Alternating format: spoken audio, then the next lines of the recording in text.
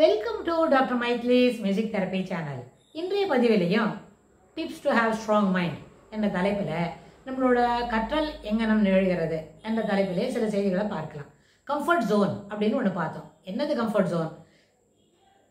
கம்ஃபர்ட்னு சொன்னாலே நம்ம சௌகரியமாக இருக்கிறோம், வசதியோடு இருக்கிறோம். அதை படிக்கிறதோ வளர்ச்சியோ இன்னும் ஃபியரோ அது நம்மளுக்கு எந்த விதத்துலையும் பாதிக்கலை அப்படின்னு சொல்கிறோம். சில எதுக்கு நமக்கு ஃபியர் வருது? Why do we get into fear அப்படின்னா, பயம் என்ன சொல்கிறது ட்ரைவியல் திங்ஸ் கூட இருக்கும். சிலப்போ சின்ன பசங்களாக இருந்தால் கொஞ்சம் இம்மெச்சூராக இருந்தால் சின்ன சின்ன விஷயங்களுக்கெல்லாம் கூட பயப்படுவாங்களா இருக்கும். சிலப்போ மெச்சூரிட்டி இருக்கும். அந்த மெச்சூரிட்டி வந்துட்டா பயமே இல்லை. மெச்சூரிட்டி குறைவாக இருக்கிற வரைக்கும் சில சமயம் பிடிக்காமல் இருக்கலாம். அசிங்கம் அப்படின்னு நினைக்கலாம், டர்ட்டி அப்படின்னு நினைக்கலாம். அதனால் டர்ட்டியானா பயம் வராது இல்லையா? டர்ட்டியானு சொன்னால் விருப்பம் இல்லை அப்படிதான் இருக்கும். டர்ட்டியானு சொன்னால் we don't get fear.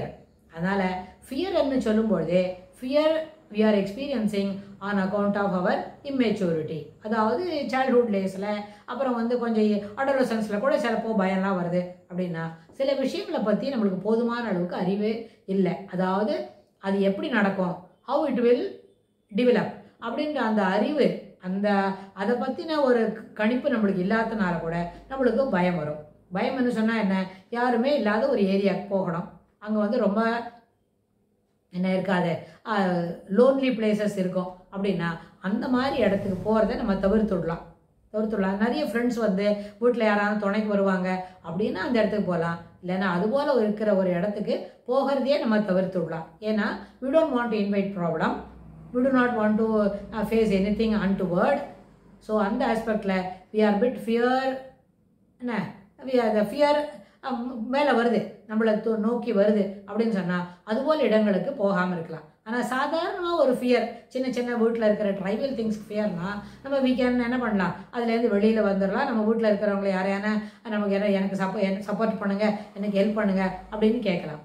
ஆனால் இதே ஃபியர் வெறும் வெளியில் ஒரு அன்னோன் பிளேஸ்க்கு போகணும், அதுக்கப்புறம் ஒரு மனித நடமாட்டம் குறைவாக இருக்கக்கூடிய ஒரு இடத்துக்கு போகணும். Moreover we have to go alone. We don't have anyone to accompany us, no one to support us. அப்படின்னா to avoid those things, அந்த மாதிரி ஃபியர்ஃபுல் ஏரியாவுக்கு போகிறது போது அந்த மாதிரி ஏரியாக்கெல்லாம் போகிறதையே நம்ம அவாய்ட் பண்ணிடலாம், தவிர்த்துடலாம். அது இன்றைக்கி போக வேண்டாம். அப்போ நம்ம பார்க்கலாம் எந்த இடத்துக்கு போகணுமோ அந்த இடத்துல ஜூம் மீட்டிங் இருக்குமா, என்ன தெரியுமா, இப்போ தான் ப்ரெசென்ட் சினாரியோவில் நிறைய டெக்னாலஜி ஹஸ் இம்ப்ரூவ்டு. அங்கே நம்மளுக்கு கூகுள் மீட்டில் பார்க்கலாமா, ஜூம் மீட்டில் பார்க்கலாமா, வீடியோ காலில் பார்த்து பேசிட்டு can we have some ideas from them அப்படின்னு சொல்ல. ஏன்னா ஆராய்ச்சி செய்யணும்னு சொன்னால் எந்த காட்டுக்கும் போகணும்னு ஒரு கண்டிஷன் வரும்.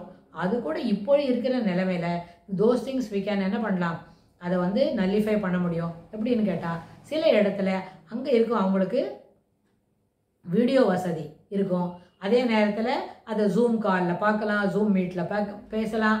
அந்த மாதிரி அங்கே பேசும்பொழுது அங்கே இருக்கிற செய்திகளை நம்ம இருந்த இடத்துலேருந்தே தெரிஞ்சுக்க முடியும். இஃப் இட் இஸ் ரொம்ப அத்தியாவசியமாக போகணும் அப்படின்னு சொல்லும்பொழுது நம்ம we will go with somebody's support.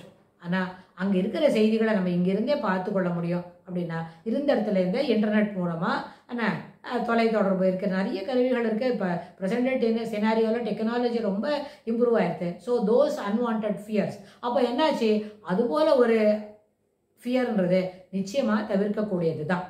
அது எந்த ஆராய்ச்சிக்கு வேணுமா இருந்தாலும் தோஸ் திங்ஸ் we can அவங்க வெப்சைட்டுக்கு போகலாம், டவுன்லோட் பண்ணிக்கலாம். அதுக்கு எதுவும் பேமெண்ட் இருந்தால் கூட பேமெண்ட் பண்ணிடலாம். ஆனால் இதெல்லாம் என்ன பண்ண முடியாது. தனிய மனிதனாக போய் அந்த இடத்துல ஒரு லேடியாவோ ஒரு தனியாக போகிறதுன்றது ஒரு மேல் போனாலும் கடினம்தான், ஒரு ஃபீமேல் போனாலும் கடினம் தான். ரெண்டு பேரும் they should not take this type of ஒரு அட்வென்ச்சர் ட்ரிப்லாம் எடுத்துக்கணும்னு அவசியம் இல்லை. படிக்கணும், ஆராய்ச்சி கட்டுரைகள் எழுதணும், செய்திகள் தொடர்புடையதாக இருக்கணும், அதெல்லாம் நம்ம பார்த்துக்கணும். Data collection not to be there, but data collection can be done through the we can do it through internet connections பார்க்கலாம், ஜூம் மீட்டிங்கில் பார்க்கலாம் அப்படின்னு சொல்லி அந்த கடினமான ஒரு செயலை கூட எளிமையாக ஆக்கிக்கிறதுக்கு நம்மளுக்கு டெக்னாலஜி இருக்குது அப்படின்னு. ஸோ இந்த ஜெர்னியில் இந்த டேட்டா கலெக்ஷன் ஒரு ஜெர்னி போகிறோம், அங்கே ஃபியர் இருக்கும், ஃபியர் ஜோனாக இருக்கும்னு சொன்னால் the fear zone can be avoided. You can avoid it. அந்த ஃபியர்க்குள்ளேயே நம்ம என்டர் பண்ணாமல் இருக்கிற இடத்துல கம்ஃபர்ட்ஸ்லேருந்தே இருந்து நம்ம அந்த வேலையை பண்ண முடியும். ஸோ கம்ஃபர்ட் ஜோன்ன்றது என்ன? எந்த விதமான ஆபத்தும் இல்லாமல் எந்த விதமான பயம் இல்லாமல், எந்த விதமான இடையூறும் இல்லாமல் இருக்கிற இடத்துலையே நமக்கு இருக்கிற கம்ஃபர்ட் லெவலு அதை அப்படியே தொடர்ந்து செய்யக்கூடியதெல்லாம் கம்ஃபர்ட் ஜோன் தான். அதுபோல் எந்த நேரத்தில் அலுவலகத்தில் இருந்தாலும், என்ன பிற தொழில்கள் இருந்தாலும், இல்லை வென் வி ஆர் ட்ராவலிங் அப்படியானாலும், இல்லை படிக்கிறோம் அந்த சமயத்துலையும் இந்த அடிப்படை வசதிகளே குறைபாடு இல்லாமல் இருக்கும் பொழுது அங்கே எல்லாம் கம்ஃபர்ட் ஜோன் இருந்தால் தான் இருக்கும்.